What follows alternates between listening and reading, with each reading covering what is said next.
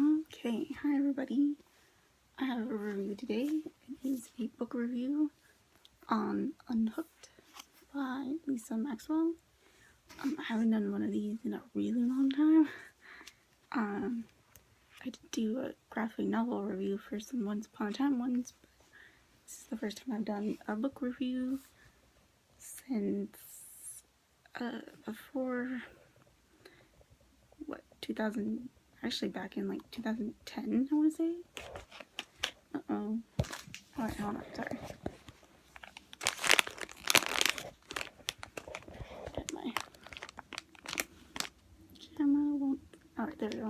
Alright, so this is what the book looks like. It's got a cover of a pirate ship. Unhooked, if you're thinking of Captain Hook, you are correct. This is the book. It's not a retelling of Peter Pan per se. It does have like Peter Pan, and it takes place in Neverland, and it has a Captain Hook character. They don't call him Captain Hook, they call him the Captain. He technically... Alright, I'm gonna have to just hold this. Technically he is missing a hand, like Captain Hook, but he has like a fake hand, not a hook. So they just call him the Captain in the book.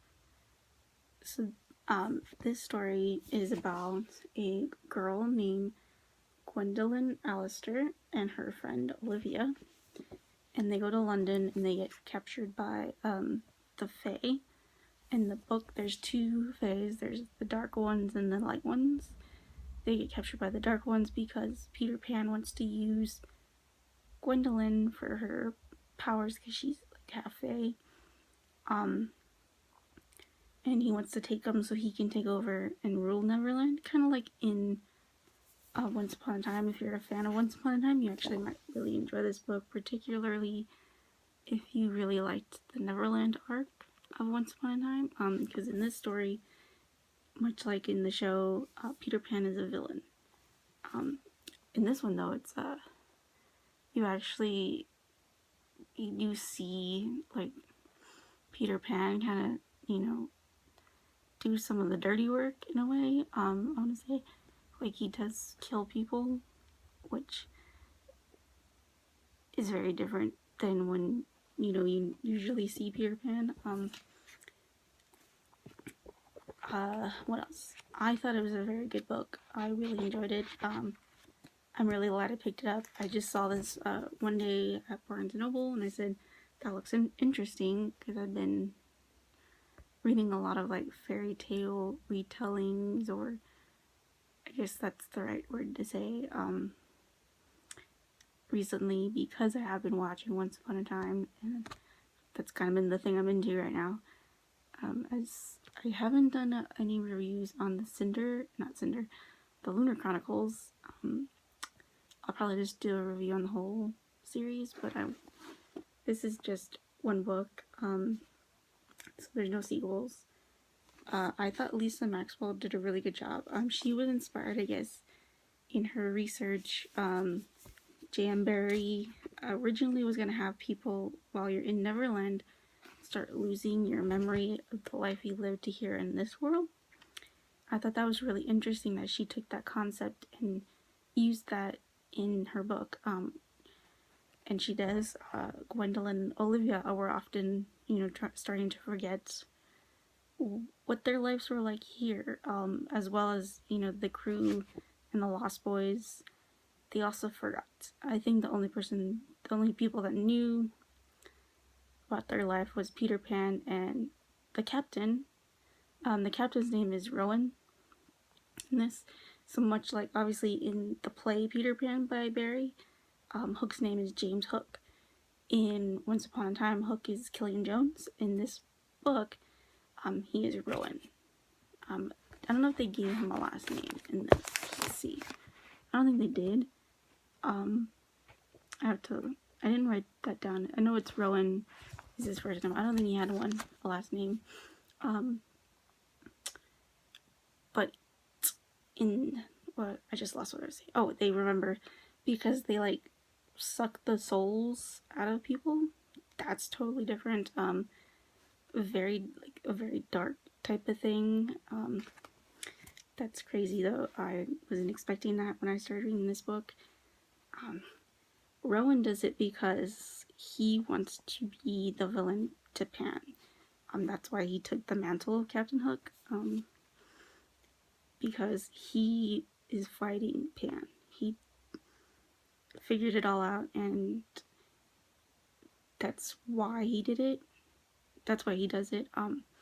Because he knows that if he dies or anything, that there'll be no one to fight Peter Pan.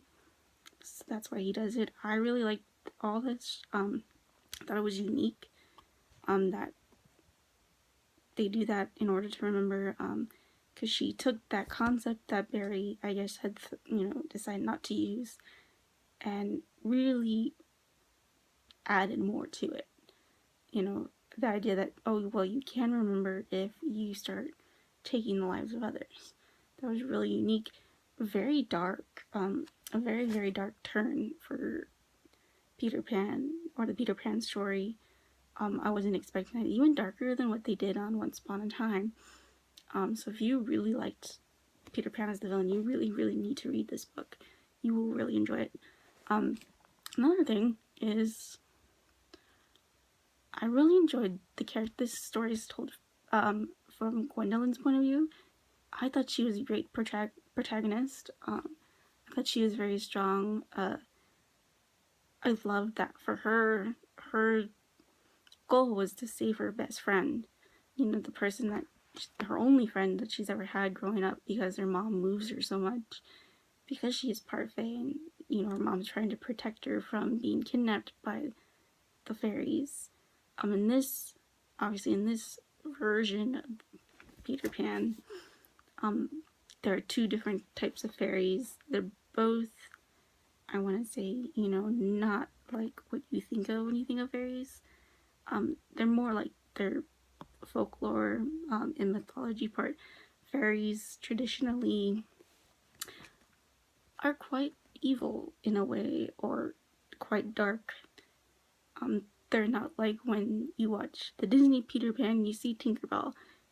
Throw that out the window. Think of, like, I want to say, think of like Dracula and that type, the vampires, like Lestat, those type of characters. That's kind of often how the fairies are portrayed in the folklore and in myths in our world.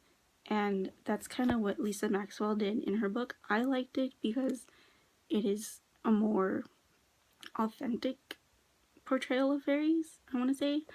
I thought it was really good, and I think it worked very well in her book, because it, again, was something unique, because Tinkerbell is this, really nice fairy that helps Peter Pan and, helps Wendy and the Darlings. So in this book, the fairies aren't people you really, or I guess creatures you want to mess around with. They're dangerous. They're evil. They will kill you.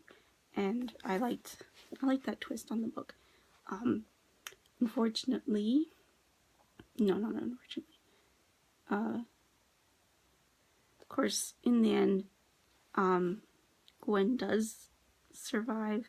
Olivia does not. Olivia ends up having to kill the fairy queen, and in doing so, that causes the destruction of Neverland. That's totally different. In most versions out there, Neverland just exists because of, children's imaginations and things like that.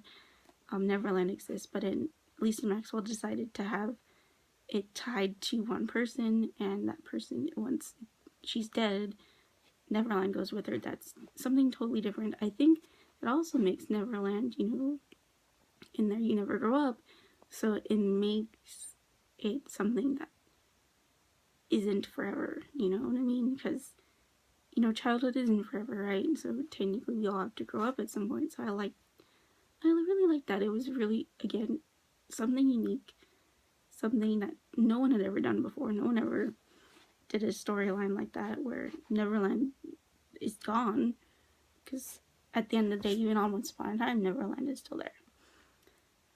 Another thing, if you are a fan of Once Upon a Time, in this, Gwen has a romance with the captain. Much like on the show, there's the Captain Swan romance. I think that's another reason why I enjoyed the book, because Captain Swan is my favorite ship on the show. It the romance wasn't a big part. It was very light, I want to say. It happened very quickly for the characters. There wasn't a lot of, focus on the romance even. I think, I don't know if Lisa Maxwell just kind of put it in there because maybe the publishers needed a romance in. I don't know. I do wish if this book had been like 100 pages longer, I feel like she could have thrown in more for that relationship. That would have been nice. That's my only criticism, is there wasn't a lot. I thought, though, Gwen and Rowan were a good couple. I liked the two of them together. I just wish we got to see the feelings develop between the two of them more. That's my only criticism about the book. Other than that, this book is fantastic. And again, if you like Once Upon a Time, you will probably really enjoy this book. It's Unhooked by Lisa Maxwell. What else do I want to say before I run out of time on my phone? I think that's really it. I thought this book was great. It's unique in its, version of Neverland and Peter Pan. Well, not really. I mean, obviously, Once Upon a Time did a evil version of Peter Pan. This came out in 2016, I want to say. So after Once Upon a Time did their Pan.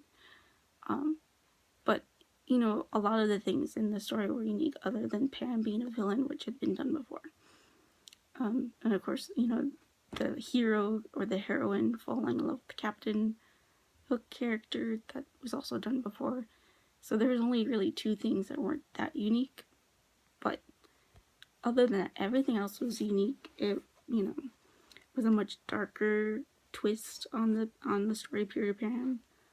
So if you like that, you will really enjoy this book. And I give this book, I want to give it an A, just because the only reason is because I think she could have added more to the relationship between Rowan and Gwen. But that's it. Like, even that, it's a fantastic book. I give it an A.